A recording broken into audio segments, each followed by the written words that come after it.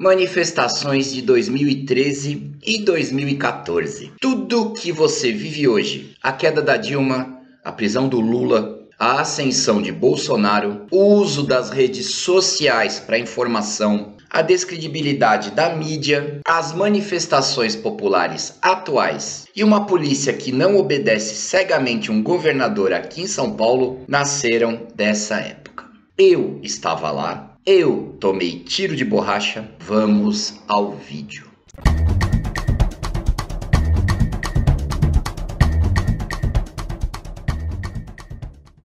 Se você não me conhece, eu sou Marco Gimenez, responsável aqui pelo Núcleo Dharma de Ribeirão Preto. Eu tenho 48 anos e desde os 8 eu pratico e vivo artes marciais. Morei na capital de São Paulo até 2017, onde tive escolas na República, zona central de São Paulo, e na Liberdade, o bairro oriental da capital. Mudei para o interior de São Paulo porque considero a capital de São Paulo hoje muito insalubre para minha família. Em 2013, Dilma presidente, Alckmin governador de São Paulo, num Brasil que se preparava para receber a Copa do Mundo. Então não vai dar para quebrar todos os estados e devolver o dinheiro. Infelizmente não vai dar. Um grupo chamado Passe Livre fazia passeatas em prol de passagens grátis de ônibus para estudantes. Uma PM muito mal preparada na época descia o cacete. Manifestações percorriam o centro de São Paulo, onde eu tinha escola. Num dia fatídico, eu não pude pegar o metrô para ir para casa por conta dessas manifestações. Tentei ir a pé, subi a Rua da Consolação, para quem conhece São Paulo. Chegando lá em cima, uma barreira de escudos da PM dizendo: não pode passar, tem que descer. Ainda falei: tenho que ir para casa, não pode passar, tem que descer. Desci. Chegando lá embaixo, outra barreira da PM, escudos dizendo: não pode passar. Vamos até uma barreira lá em cima, não pode passar. Ficamos presos. O pessoalzinho do Passe Livre, uma galera enorme e bota gente, eu tô falando de São Paulo, que tava saindo do serviço naquele local, é a Consolação, um monte de escritório, e o pessoal das faculdades Mackenzie. Imagina o tanto de gente que tava na rua. Começou um pequeno tumulto, e aí a PM começou a mandar gás, porrada e bala de borracha pra todo lado. O problema era, não tá fardado? Toma pancada. Sim, era um despreparo total. Bem próximo de mim, uma estudante caiu. Eu mais 2 meninos fomos ajudar a levantar. Um policial com uma 12, lógico, de elastômero apontou pra gente e falou: vaza, sai daí, de um jeito bem ríspido. Os meninos correram na hora, eu ainda tentei ajudar a menina um pouco a levantar. Ela tava caída com gás, com tudo. Num ato instintivo, quando eu vi ele apontando aquela porcaria pra mim, eu cobri com a mochila. Cara, e não deu um segundo depois, eu levei a porrada. Tomei um tiro de borracha no meu escudo improvisado. O cara tava a menos de 5 metros de mim. Minha mochila virou nada. O que veio a seguir eu não vou narrar aqui, mas posso garantir para os senhores que nenhum tiro mais foi disparado contra a minha pessoa naquele momento. E me colocou na briga. Uma manifestação seguinte na Avenida Paulista, a ação totalmente confusa da polícia mandou gás, mandou bala de borracha e pancada num monte de gente que estava trabalhando na região.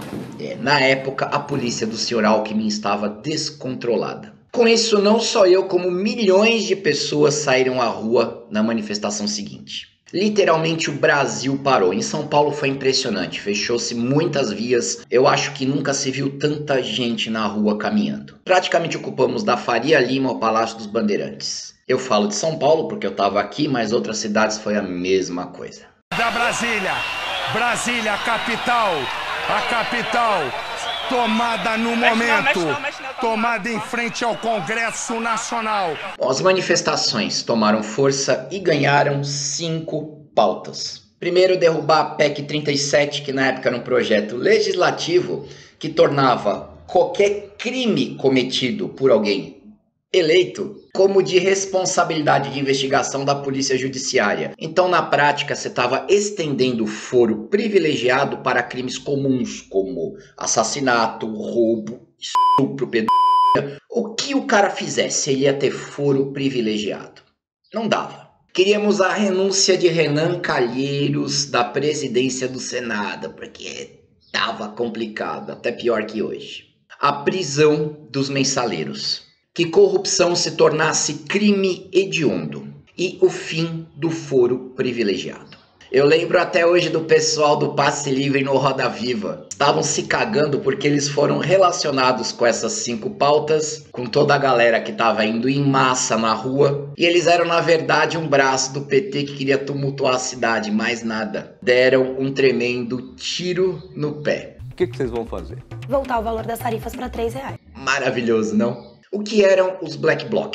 Eram, não é mais. Nunca foi um grupo e sim uma estratégia a ser usada. Era a linha de frente que aguentava literalmente tiro, porrada e bomba para que os demais manifestantes pudessem continuar ali. Era uma barreira de escudo humana. Então provavelmente os voluntários eram aqueles caras com mais de 100 quilos e total falta de amor próprio. Cobríamos o rosto para não sermos identificados e a imagem também criar um certo ar de medo, tal qual a polícia ostensiva faz. Usávamos a mesma regra para o jogo. Muitas manifestações foram pacíficas sim, mas os blocos começaram a atrair encrenqueiros, a ponto das manifestações racharem e a gente não querer mais a presença dos blocos. Por conta desses encrenqueiros, eles começaram a atrapalhar. Nessa época surgiram os ACAB e essa postura não era condizente com o que a gente queria. Mas esse tipo de Black Bloc não parava de aparecer. Parecia que alguém mandava eles pra lá. Em alguns casos eles começavam a encrenca, em outros sim haviam policiais infiltrados, a gente reconhecia eles por causa de uma pulseirinha preta que a maioria usava, e aí esses policiais quebravam alguma coisa para dar motivação para a tropa de choque descer o cacete e espalhar todo mundo. Funcionava assim. Era outro Brasil. Nesses longínquos 6 anos muita coisa mudou sim. Na época você acreditava na Globo, então não fala nada, tá? Hoje nós sabemos da farra que foi a Copa. Está sendo gasto também muito dinheiro em saúde, em segurança, mas a gente vai receber a Copa do Mundo. Sem estádio, não faz Copa do Mundo, amigo. Não faz Copa do Mundo com hospital. Tem que fazer estádio, senão não tem Copa do Mundo também. Aí vocês têm que ver o que você quer. Dona Dilma e seu Alckmin tinham todo interesse nela. O uso das redes sociais para troca de informações era mais limitado, mas começou ali. As imagens passaram a circular contrapondo a história que a mídia contava. E será que a mídia tinha algum interesse na Copa? Bom, aprendizados que o Brasil teve. Manifestação funciona sim, mas tem que ter pauta, tem que ser regrada, estar em local certo, não ameaçar os demais. Aprendemos a usar os nossos direitos, mas sempre atentos a alguns deveres. E aprendemos também que vai ter gente que a gente não curte na mesma manifestação, mas ela é para uma pauta comum. Então aguenta aí, ô Frutinha. A queda da Dilma, a ascensão de Bolsonaro vieram sim do clamor popular. Você pode ser contra, mas o resto não foi. Quanto à descredibilidade da mídia, eu assistia na TV a mesma manifestação que eu tinha participado. E não era a mesma. Era absurdamente diferente o que eu tinha visto que estava acontecendo, o que estava passando na telinha. Era aterrador. Agora parece meio óbvio para você, mas na época não, foi a descoberta. Tem até um exemplo que estão usando agora de um menino que estava se manifestando e um pai chega e tira ele dali. Essas imagens. Você vai ter seu direito quando você trabalhar e ganhar seu dinheiro. Você é meu filho, você não é criado para isso. Eu trabalho para te sustentar. Eu quero um governo certo, eu quero um governo certo. Eu tava lá, eu tava a 10 metros dessa cena e eu vou contar como é que foi. Tava todo mundo espalhado, tinha câmera de TV e imprensa para todo lado. De repente, a imprensa começou a agrupar num ponto do nada. Nada havia começado. Depois que tava todo mundo cercando aquela situação, começou esse teatrinho. Isso foi armado para desmerecer a manifestação na abertura da Copa.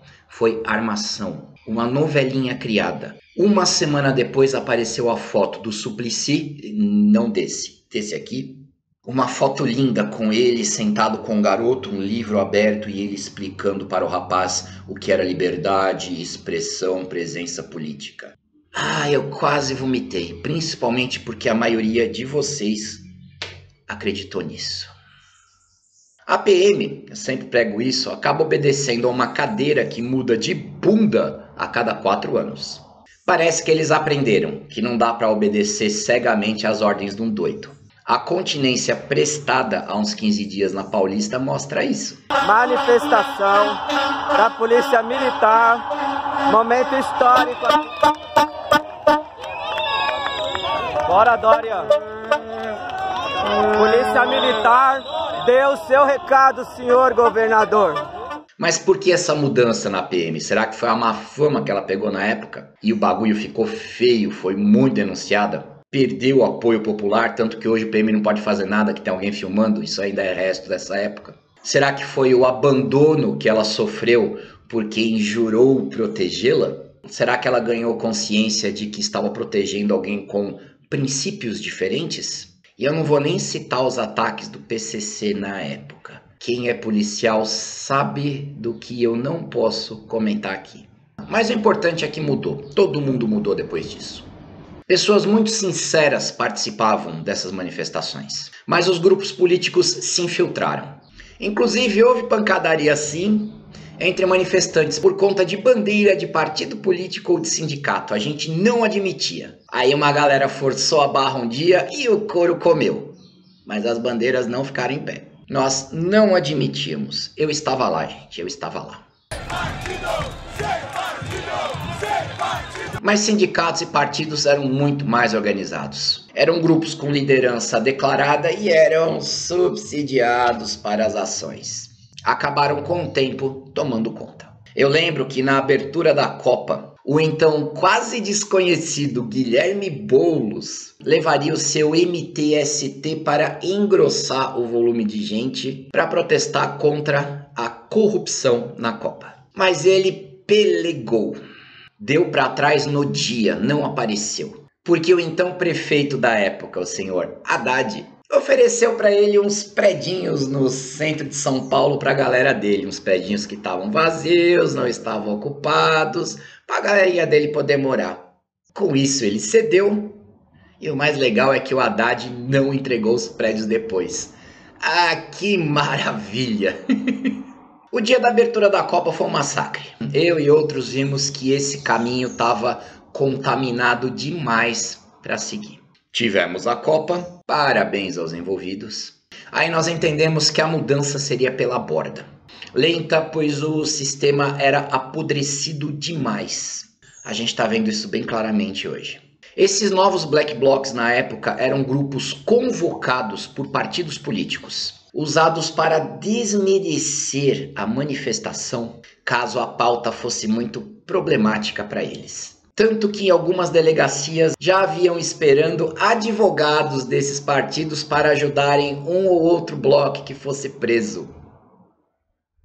Como ficaram mal vistos na época, agora mudaram o nome para Antifa. Mas continuam convocando jovens que têm muita vontade para mudanças, mas que ainda têm a mente ingênua e provavelmente deturpada por pessoas muito competentes que usam um discurso genérico, travestido de justiça social. Cara, veja se seu filho não participa disso. Pensa em quem você está criando e sustentando. Quem manda na porra da sua casa? Olha com quem e onde teus moleque estão andando. Na época da Copa tinha uma galera que mamava, tinha a galera do não tem jeito, não tem o que fazer, e uma parte que já estava esperta. Mas era cedo demais e com apoio de menos para fazer alguma coisa.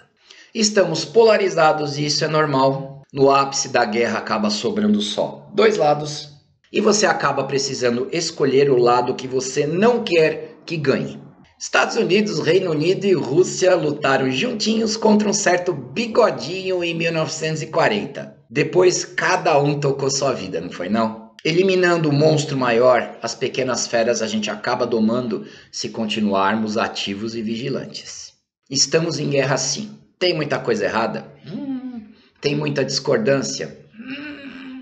Mas a roubalheira indiscriminada de uma quadrilha que até mata, você quer de volta? Não é melhor eliminarmos de vez um mal maior para depois discutirmos os menores? Toda a conta vai cair no seu colo.